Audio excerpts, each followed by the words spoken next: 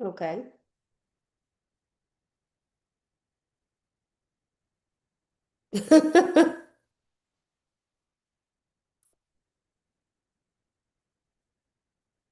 Okay.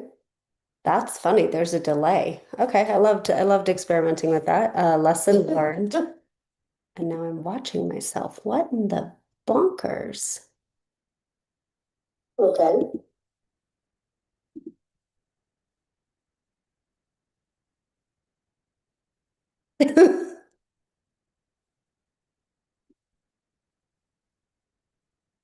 I am live streaming. Now I figured it out. Wow, God is good. Okay, hey everyone.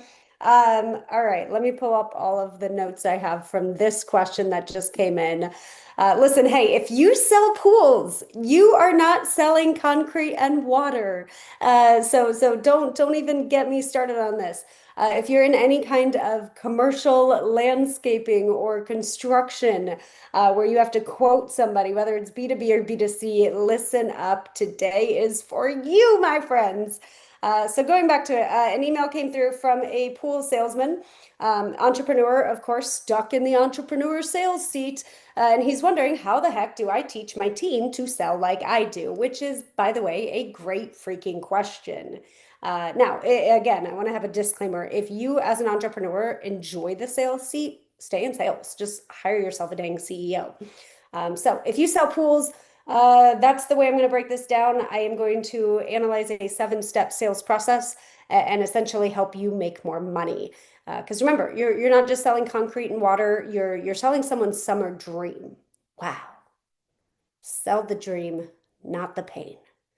It's one of my core beliefs in sales. But most pool companies, they're losing the sale because they think buyers are comparing a bunch of quotes. But really, what buyers are comparing when you sell a summer dream is the confidence they have to get that pool finished just in time for the correct season so they can enjoy their family. So let me break down a 7-step pool sales process, what works, what doesn't, and where there might be some hidden opportunities to increase your conversions as well as your follow-up. So hey everyone, again, Kaylin from Leadership Sales Training. I recently reviewed a pool company's 7-step sales process, and while it's solid, there are a few blind spots. So if this helps the entrepreneur who emailed it to me, hopefully it'll help all of you as well. So if you're in construction, remodeling, landscaping, any high-ticket home service or improvement, you're going to want to listen close because the same principles are going to apply. So okay, let's kick this off with the step 1, which is lead capture and initial inquiry. So their process in the organization as it sits is to fill out a form and get a quote, which is a great idea. When you pre-qualify a customer, it's brilliant because then you know if you've got a team of reps, once they're pre-qualified, I always give the highest qualified leads to my best reps. Why? Because then they will naturally make more sales and their commissions will continue to increase. So I don't need to expense my payroll on their base salary. Now, I know for some of you in sales, you're like, well, that's not fair. I know. So if it's not fair, with all love, and I mean this, like I cut my teeth in a really difficult industry in sales, but yeah, selling isn't fair. It's a game of who can be the best. And what sometimes gets misinterpreted is the best is like who can have the most pressure or sleazy, slimy, pushy techniques. We don't care about that. We want to just be genuinely good people helping buyers make an informed decision. So step number 1, they had somebody fill out a form. What they did right, they're collecting basic data information, size, location, the type of pool, the type of services, what to watch for. If you're only asking what somebody wants, you are missing the emotional why. And guys, girls, um, we buy on emotion and justify with logic. I wish that wasn't the case. I wish I could come at it and be like, well, technically you need to buy because of X, Y, Z. No, that does not work. And so if you don't understand the why behind it, then you're probably missing out on the ability to convert. So I might say, hey, what started you looking into a pool now? Or do you have any plans for this summer where you're going to be hosting? So pro tip, add a why now question to that web form or the phone script, and it'll really help you, number 1, prioritize leads because what's awesome about sales is once you own the traffic, aka the leads, then you can decide who to farm those leads out to. So if you're a pool company and everybody's reaching out to you in the area, you can do what step number, like Jedi mind trick. I shouldn't have said step. That's going to confuse half of you. My apologies. Um, but if you control the amount of leads coming in and you get more leads than anybody else in your marketplace, you can actually call up your affiliates or your competitors and create some kind of a revenue split share. If you want more information on that, just let me know and I'll create a video on it. But I technically stole the term case, if you will. Case means copy and steal everything. And I technically am borrowing it from my mentor and dear friend, Jack Daly, who talks about the concept of a swim coach. More on that again if you want the video. So step one's all good. The lead capture and initial inquiry that they sent me was great. But what I need more of is, when are you planning on using your pool? Tell me about the ways that you're going to use your pool, just something to get them excited about it. Another way to think of this is for car salesmen, you don't get in a Porsche and be like, oh, look at this feature, look at this horsepower, look at the leather, look at the way it smells. No, you're like, hey, where are you going to drive this to? Sales is fun. Once you understand the basic formula of what's happening, sales becomes fun and it's easy to teach it and replicate it. Step number 2 is actually scheduling the consultation. So your office will probably call them back, pick up the phone and say, hey, would you like to schedule an in-home visit? What you're doing right, you're getting face-to-face. The more you're face-to-face with buyers today, the more the trust builds. And whether that is being face-to-face via, you can even do like what's called a VSL landing page, where you have some kind of a video welcoming them to your brand and explaining what will happen in the in-home walkthrough and consultation. So what to improve? Don't sound transactional. Like, to them, this is a big deal. If you sound like, okay, cool, check a box. What size pool do you need? Okay, what kind of concrete do you need? Okay, cool. Here's your quote. That's too expensive. Okay, have a good day. Like, that's what it probably sounds like to some iteration. So make sure when you're doing the consultation, you call them with some kind of a warm tonality, warm but nonchalant. There's a difference. And saying something along the lines of, yeah, we'll have our design consultant bring out some ideas. We'll walk your space. I just noticed there's a stain on my shirt. Good job, Caitlin. We'll walk your space. We'll walk your space, see what kind of opportunities could even come up. We might have some different design ideas for you, but we're really there to help you build your dream pool, and we'll figure out all of the details once we get on site and give you some good recommendations for you. And then step number 3 is the on-site consultation and design side.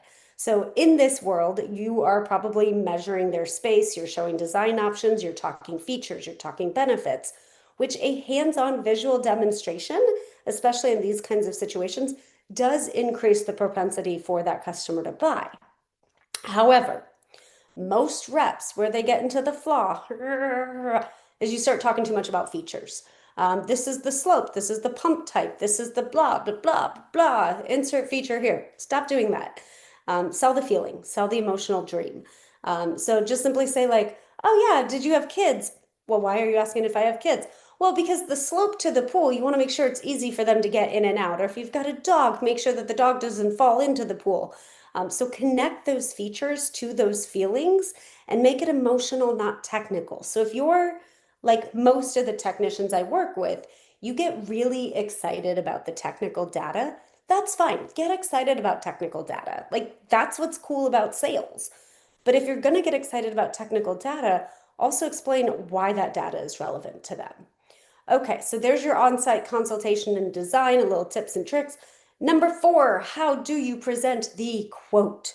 This is the part now. So in sales, I always say the negotiator who wins the most does something that's called controlling the emotional bias of the other person. So if you ever think about somebody that you, like your spouse, right? If you're happily married, every now and again, your spouse probably does something that just like pisses you off. And in that moment of your spouse pissing you off, your brain isn't thinking, oh my gosh, I love my schnookums. Your brain is thinking about everything else they've ever done wrong. So when we present the quote, you are not presenting as a salesperson to a buyer, because that's not the competition that's happening. From an unconscious standpoint, your buyer is thinking of every other quote they've ever got where they were ripped off. So you want to make sure presenting the quote ties everything back into the things they said initially. So what your process currently shows from what I looked it up with, for your process currently shows like detailed pricing, optional upgrades, financing. All that's great because transparency builds trust. And the higher trust, the higher ability to control that emotional bias, the more your closing percentages go up. However, you have to lead with context, not just numbers. So, hey, here's the investment range most families in your neighborhood choose, and we can make that fit comfortably. Is this a potential opportunity for you? I also love the most families in your neighborhood line, because most families says, hey, you know what? You're not the first person to consider a pool, and we've done that for them. Here's the range.